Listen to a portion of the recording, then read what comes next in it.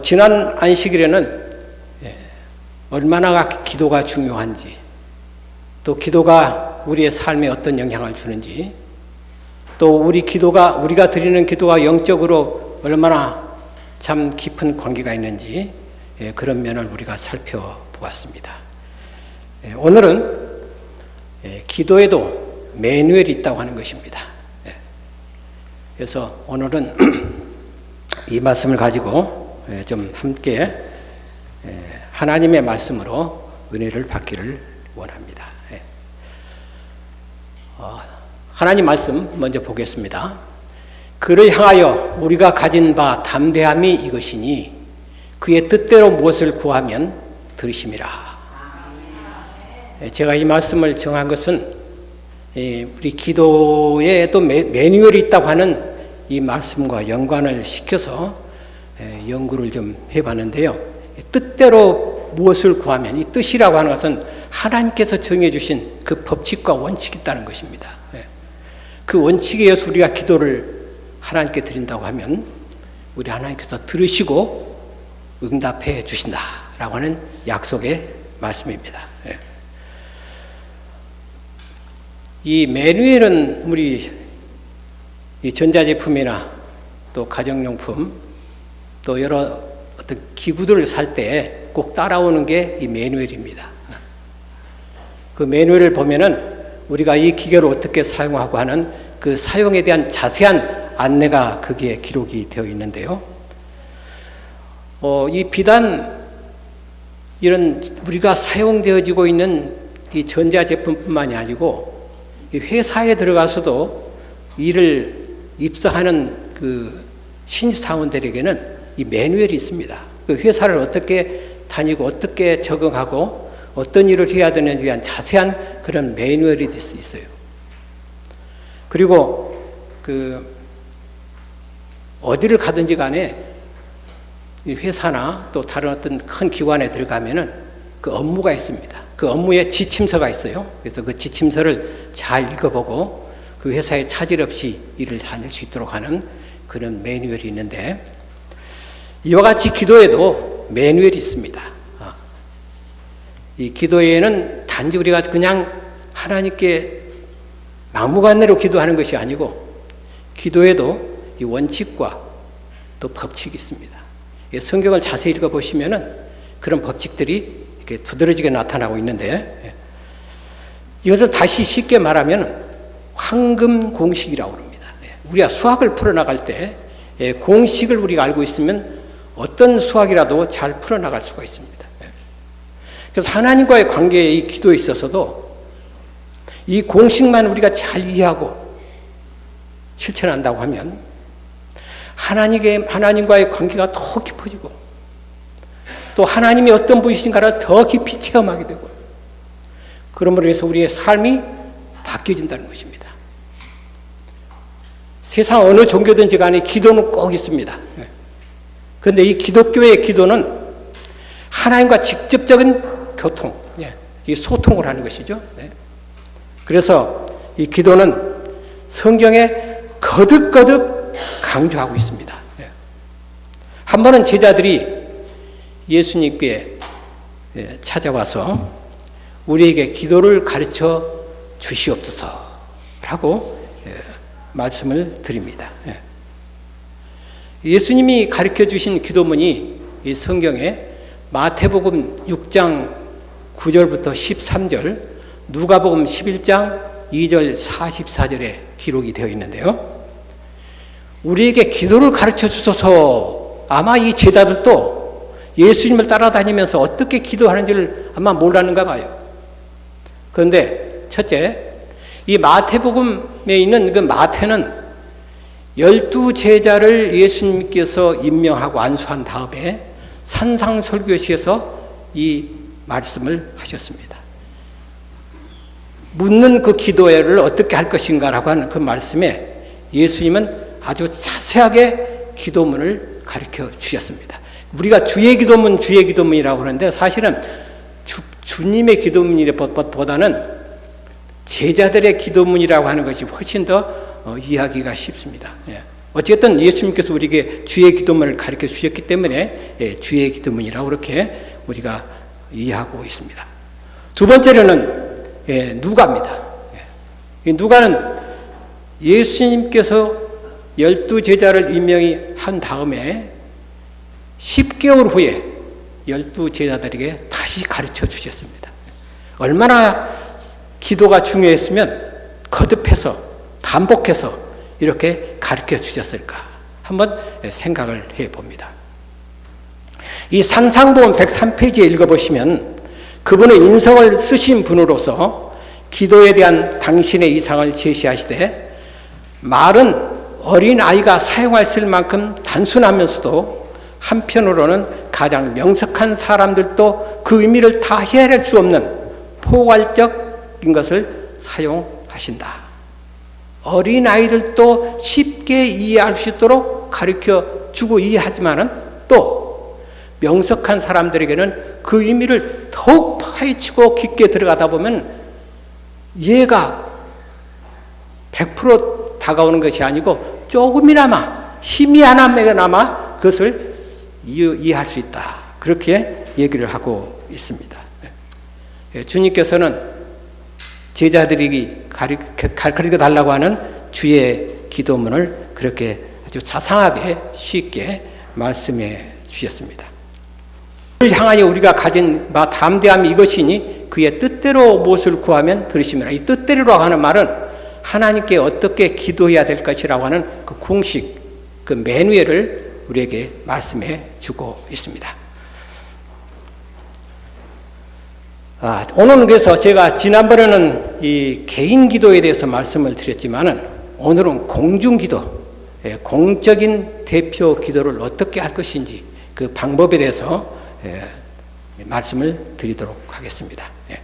자, 이 공적인 기도, 이 공중 기도는 정의하자면은 공적인 대표 기도는 단어의 의미 그대로 예배나 특별히 각종 예식을 행할 때 여러 사람들이 함께 모인 자리에서 사람들의 심령을 대표해서 드리는 기도다. 이때 기도의 주체는 1인칭 단수로서의 자기 자신이 아니라 1인칭 복수로서의 우리이다. 이것은 한 사람이 하나님께 기도를 드리지만 그 한 사람은 모든 공동체, 모든 회중들을 대표해서 드리는 공중기도라. 그렇게 정의하고 있습니다. 우리가 신앙생활을 참 오래까지 하면서 어떤 분은 기도를 못 하겠는데요. 그렇게 하시는 분들이 종종 있습니다. 그것은 이 기도의 중요성을 깨닫지 못하기 때문입니다.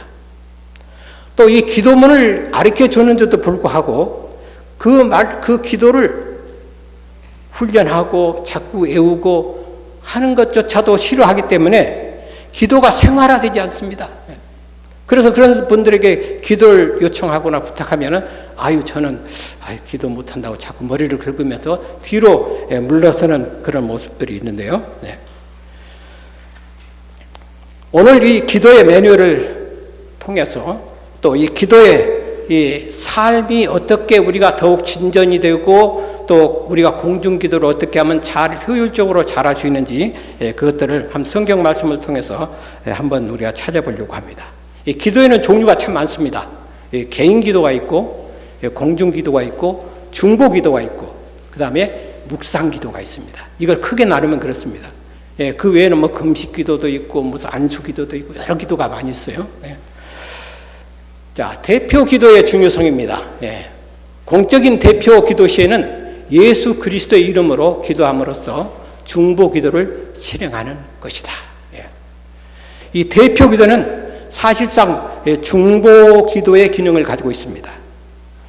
사실 이 중보자라고 하는 분을 생각하면 우리 예수님을 생각할 수 있는데 예수님은 정말 우리를 하나님과 백성 사이에 중간 역할을 하셔서 우리의 죄를 자신의 십자가를 통해서 완전히 대속해 주시고 대속해 주신 그 깨끗함을 통해서 이제 내가 이 모든 백성들의 죄를 말끔히 씻어줬기 때문에 이제 깨끗한 나의 십자가의 피를 통해서 용서해 주셨다고 하는 그 사실을 아버지 하나님께 아뢰고 그 백성들을 구원함에 이를 수 있도록 하는 그 중개 역할이 바로 예수님이십니다. 그 중보자가 예수님이다. 그렇게 우리가 이해를 하고 있는데요.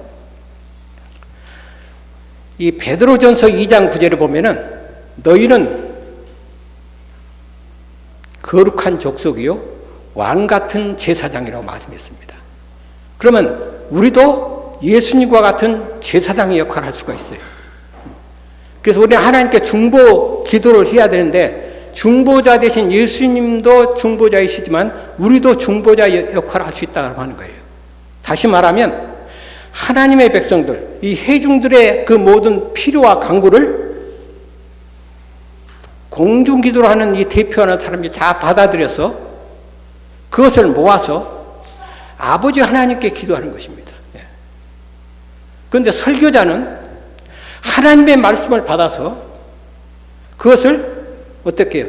중개자로서 하나님의 백성들에게 전달하는 거예요. 그래서 우리 모두는 중보 기도를 한다고 하면서 하나님의 제사장 역할을 하는 거나 다름이 없습니다.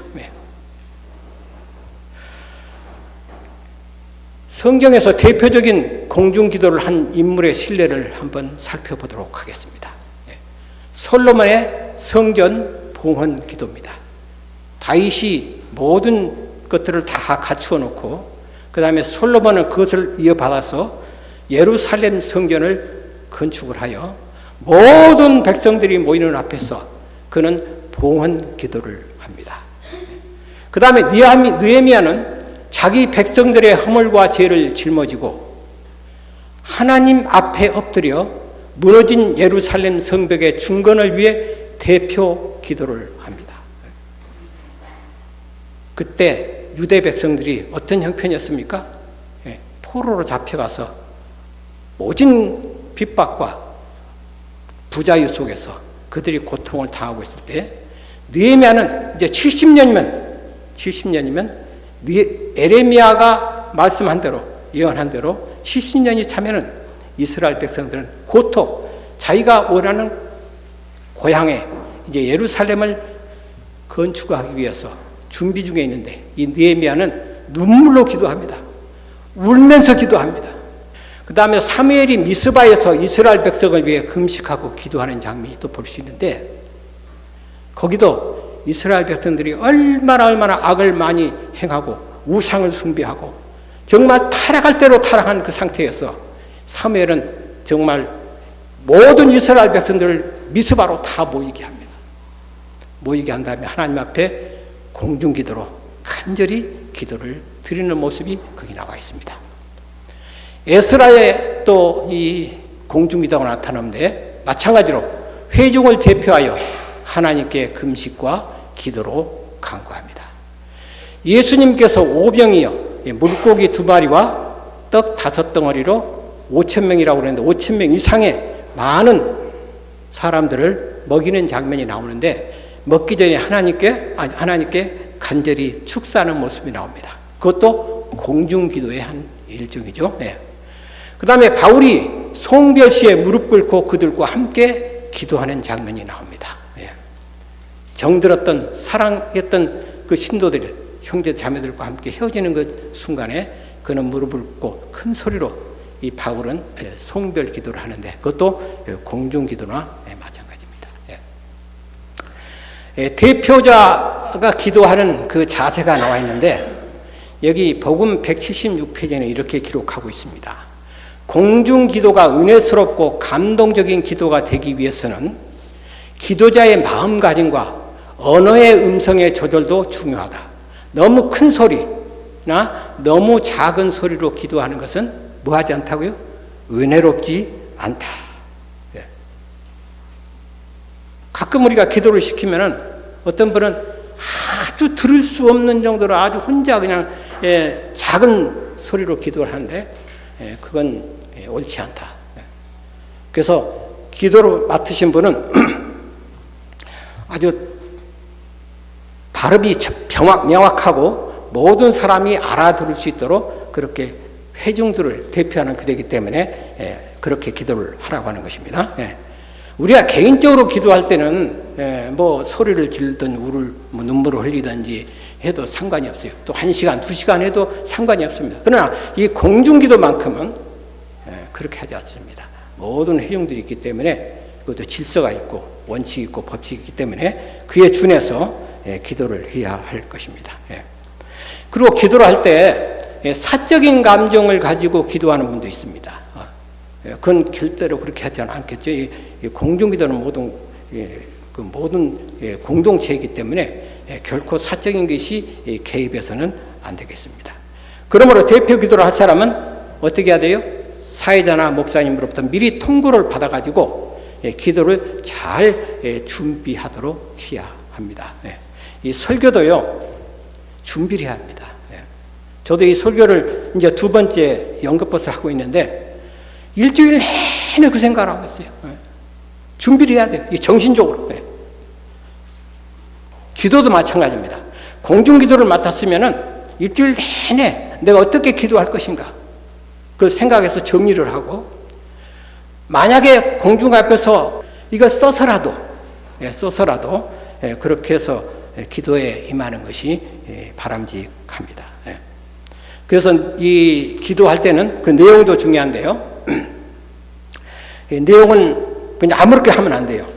그 내용이 우리 회중들을 대표하는 기도이기 때문에 이 교회가 무엇을 원하는지 또 어떻게 해야 될지 그런 방향들을 잘 정리해서 하나님께 기도할 수 있도록 이렇게 준비를 해야 합니다. 그래서 그 기도가 마쳐지면 모든 회중들이 참 너무 좋다. 내 마음이 어떻게 하면 거기에 전달되는지 모르겠다라고 아멘을 하도록 그렇게 그런 내용으로 채워져야 합니다. 목사들이나 공중기도를 하는 자들은 하나님을 영화롭게 하며 듣는 자가 복을 받을 수 있는 기도를 하도록 배울 것이다. 또한 회중이 다 들을 수 있는 큰 음성으로 천천히 또 분명하게 기도할 것이며 모든 사람들이 다 같이 아멘 할 수 있는 기도를 할 것이다. 그러니까 공중기도를 맡으신 분은 그냥 어쩔 수 없이 하라고 하니까 그렇게 하는 것이 아니에요. 모든 회중들이 아멘 할 수 있도록 잘 짜여진, 그렇게 해서 하나님께 기도하는 것이 공중기도의 아주 중요한 내용이 되어야 된다고 하는 것입니다. 한 말씀 더 보겠습니다. 기도할 때는 간결하고도 요령 있게 하여야 한다. 하나님께서는 긴 기도로서 예배 시간을 지루하게 하는 것을 원하지 않으십니다. 공중기도는 2 내지 3분 정도면 좋다. 3분 이상 넘어가면 어떻게 되겠어요?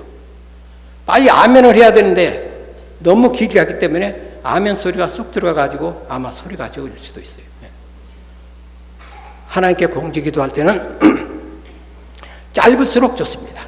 너무 길게 하지 말라 그렇게 여기 전도 146페이지에 우리에게 권면해 주고 있습니다. 그 기도할 때는 간단 명료하게 하고 바로 요점으로 들어가라. 그대들을 긴 기도로 주님께 설교하지 말라. 어떤 사람은 기도할 때 설교를 하면서 기도하는 분 있어요. 막 성경절을 대고 그렇게 하지 말라는 거예요. 마치 배고픈 어린이가 그의 육신의 아버지께 떡을 구하듯이 생명의 떡을 구하라. 만일 우리가 단순함과 믿음으로 하나님께 구할 것 같으면 그분께서는 필요한 모든 축복을 우리에게 주실 것이다. 약속하셨습니다. 이 공중기도를 그냥 아무렇게 해서는 안 됩니다. 우리가 이 말씀에 의해서 잘 갈급한 심령으로 그런 간절한 마음으로 우리가 공중기도를 해야 할 것이고 아주 단순한 그리고 아주 일목요연하게 잘 준비되어서 공중기도를 할 때 하나님께서는 우리가 간구하는 모든 필요를 축복으로 채워주실 것이다. 그렇게 약속해 주셨습니다. 네 번째, 기도자의 외형입니다. 이 공중기도를 하시는 분은 가급적이면은 의복을 좀 신경을 좀 써야 됩니다. 아무렇게 옷을 입고 와서 회중들을 다 대표하고 하나님께 기도를 드리는 그 소중한 시간인데, 거룩한 시간인데, 그냥 보통 노동하던 입던 그냥 평상시 입던 옷을 입고 우리가 그렇게 공중기도를 해서는 안 되겠습니다. 공중기도를 맡으신 분은 의복을 단정하게 하시고 깨끗하게 입고 그 다음에 회중을 대표해서 기도를 드리는 거기 때문에 그런 면에서도 우리가 신경을 써야 할 것입니다. 유의사항이 참 많습니다. 마음에 하나님의 필요성을 느끼지 않으면서도 틀에 박히고 습관적인 말을 되풀이하는 것은 이방인의 증언부언과 같은 똑같은 성격을 가진다. 기도를 하실 때 한 번 기도한 걸 또 반복해서 계속 그건 증언부언이라고 하는 것이죠. 그래서 그 반복되지 않도록 증언부언하지 않도록 이렇게 잘 준비된 기도가 되어야 할 것이고 기도가 죄를 속하는 것은 아니다. 그 자체에는 아무런 효능과 공효가 없다. 우리가 멋대로 내뱉는 화려한 말은 모두 합해도 거룩한 소원 한 가지만 못하다. 그래서 이 기도할 때 우리가 신중성을 기하라는 것이에요. 우리가 일반 그냥 생각한 대로 그냥 즉흥적으로 그렇게 기도를 해서는 안 된다는 것입니다. 공중예배 시 대표 기도의 순서입니다. 하나님께 영광과 찬양, 감사를 올려드린다. 우리가 기도의 주체는 누굽니까? 하나님이세요. 우리가 가끔 기도할 때 이런 실수를 범하는 경우가 있는데 예수님께서 기도문을 가르쳐 주실 때 하늘에 계신 아버지시여 그렇게 말씀해 주셨거든요. 아버지 하나님께 기도드리는 거예요. 근데 사랑하는 예수님, 고마우신 예수님 그렇게 하나님께 먼저 기도를 해서는 안 된다는 것이죠. 그래서 아버지 하나님을 분명히 부르시고 이름을 부르시고 기도를 드리면서 하나님께 그동안 한 주 동안 살아오면서 베풀어 주신 그 은혜를 찬양하고 감사하는 그것이 첫 번째 서두에 기록을 해야 할 것입니다. 그 다음에 죄에 대한 자백을 합니다. 우리 모든 회중들이 다 똑같을 수는 없어요. 어떤 사람은 실수로, 어떤 사람은 자기도 모르게 이렇게 어떻게 하다 보면 죄를 지을 수도 있어요. 말로나 행동으로나 아니면 이 동기나 이런 마음으로 죄를 지을 수가 있습니다.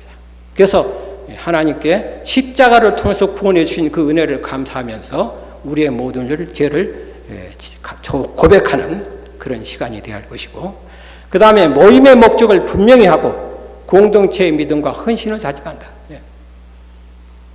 예를 들어서 우리가 공중 기도를 할 때 꼭 예배 때만 공중 기도를 드리는 것이 아니고 어떤 특별한 집회나 뭐 결혼예식이나 장례식이나 뭐 여러 가지가 있겠죠. 그런데 참석을 해가지고 거기에 합당한 거기에 맞는 기도를 해야 되는데 엉뚱한 기도를 할 수가 있어요. 뭐 장례식 때 공중 기도를 하는데 뭐 다른 얘기를 해가지고 한다든가 또 우리가 하나님께 감사한다고 하면서 장례식 때 감사한다는 말을 계속 하게 되면 곤란하지 않습니까? 그런 것들을 잘 이렇게 보아서 적시적소에 합당한 그 장소에 어떤 기도를 해야 되는지 그런 특성에 맞는 기도를 준비를 해야 할 것입니다.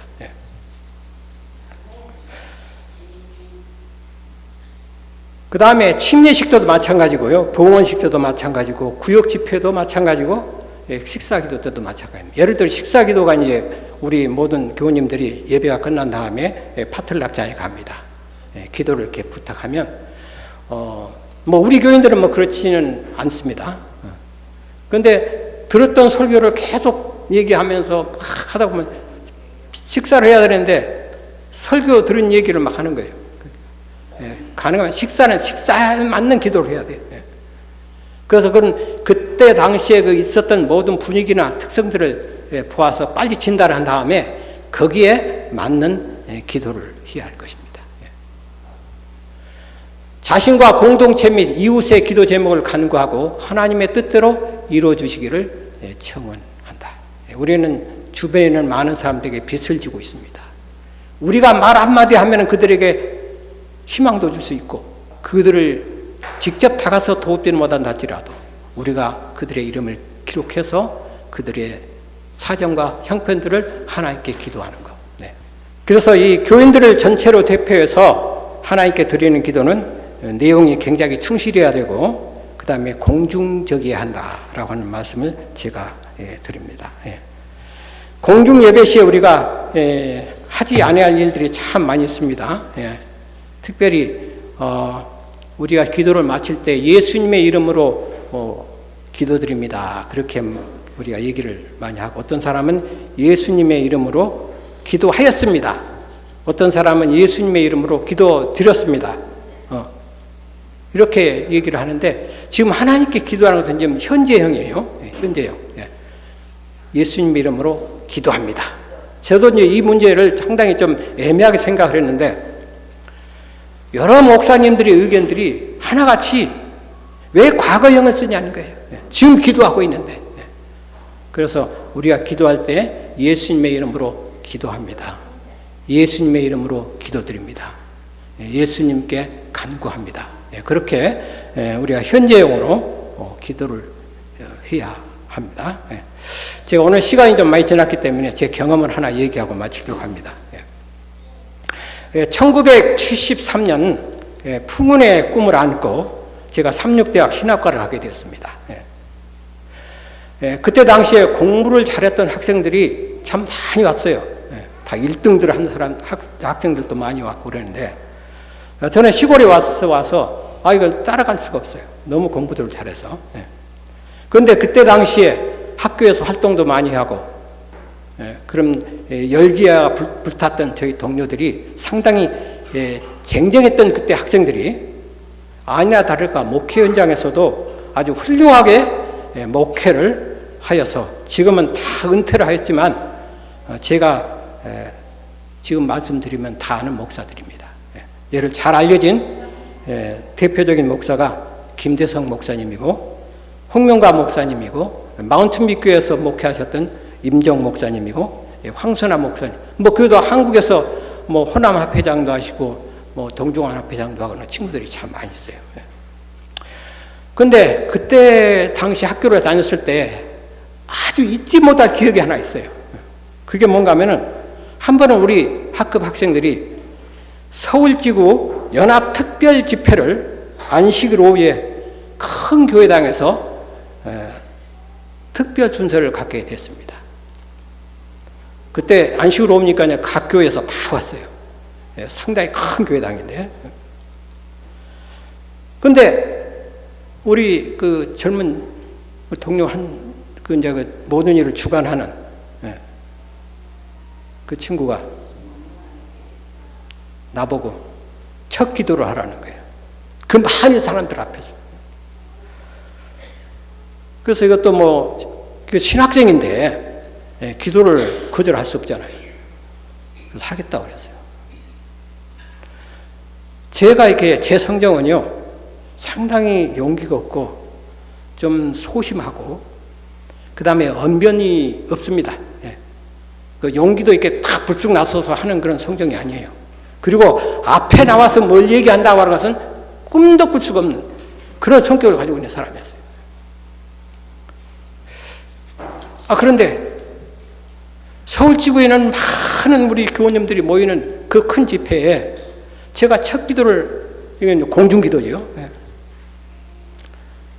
맡아가지고 이제 순서를 이렇게 진행하기 전에 기도실에서 다 무릎 꿇고 기도를 드립니다. 그 집회를 위해서. 저는 무릎을 꿇고 기도는 하고 있지만 제가 지금까지 살면서 그렇게 아주 좀 말로 할 수 없을 만큼 두려웠던 시간이 없었어요. 너무 가슴은 쿵쾅거리고요. 그들이 기도하는 준비 기도가 들리질 않은 거예요. 이제 기도를 마치고 이제 단상에 올라가 앉아 있는데 얼마나 몸이 떨었는지 마치 사시나무 떨듯. 그리고 그 앞에 청중들은 보이지 않는 거예요. 아무것도 안 보이는 거예요. 그런데 제가 기도하기 전이나 기도한 후에 모든 그 집회는 하나도 다 지금도 기억을 못하겠어요. 아주 다 잊어버렸어요. 완전히. 너무나 큰 그런 기도를 맡아서 요즘 말로 하면 너무 쫄았어요. 근데 제가 그때 기도했을 때 무슨 기도를 했는지도 잘 모르겠어요. 물론 기도를 잘 준비해서 갔지요. 어쨌든 기도가 마치고 나서 뒤에 앉아 있는데 아무것도 생각이 나지도 않고 들어오지도 않고 수 없는 그런 시간이었어요.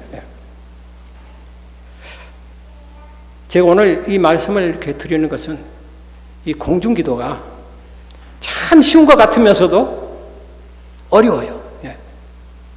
제가 뭘 느꼈는가 하면 공중기도를 잘할 수 있는 방법은 개인기도를 충실히 하나님과 교제하는 그 시간 속에서 훈련되어져서 하나님과 밀접한 그 관계의 시간을 계속 갖다 보면 어떻게 되겠어요? 더 가까워지고 그러면서 기도로 완전히 내 몸이 배어있는 그런 몸으로 공중기도할 때는 훨씬 쉽지만 개인기도를 소홀히 하고 게으리하고 지나쳐버린 그런 개인기도가 없게 되면 공중기도가 하면 할수록 어려워진다는 사실입니다. 저도 이 예배 시작하기 전에 저쪽 뒤편에서 기도자와 헌금을 수합하시는 분들과 함께 기도를 이렇게 하는데요. 참 기도가 참 많아요. 제가 거기 가서도 어떨 때는 제가 기도할 때도 있고 또 어떨 때는 헌금 기도도 합니다. 안식일날 참 바빠요. 그 다음에 밑에 내려가서 식사를 할 때도 좀 기도 좀 십자 기도 좀 부탁합니다. 그러면 막 자꾸 안 해요. 그럼 할 수 없이 제가 기도를 해요. 공중 기도를 하루에 한 몇 번 해요. 이렇게. 이것도 하나의 특권이기도 하지만 공중 기도할 때는 잘 준비되어서 기도를 하라고 하는 것입니다. 이런 말씀이었습니다. 기도하지 않는 민족보다 한 사람의 그 기도가 훨씬 더 강하다. 그렇게 얘기했어요. 마귀가 제일 무서워하는 거, 제일 떠는 것은 뭔가 하면 기도라고 얘기했습니다. 그렇게 많은 장애물과 우리의 다가오는 여러 가지 어려운 문제들이 엄습할 때 우리가 많이 주춤거리고 뒤로 물러나고 어떨 때는 넘어지는 경우는 뭔가 하면 우리가 매 순간마다 철저하게 하나님과의 소통 이런 것들이 부족하기 때문에 그런 결과가 있지 않나 그런 생각을 해봅니다. 오늘 여러분들에게 간단하게 말씀드리지만 공중기도는 이런 순서를 통해서 잘 준비해서 앞으로 누가 부탁하든지 간에 공중기도 하실 때 그냥 사양하지 마시고 그걸 부탁하면 집에 가서 잘 이렇게 써서 그렇게 나와서 기도할 수도 있고 애워서도 기도할 수 있고 그렇게 해서 참 기도로 철저하게 무장된 하나님의 훈련병으로서 마귀와 싸워서 날마다 승리하는 주의 귀한 성도들 되시기를 바라면서 말씀을 마치겠습니다.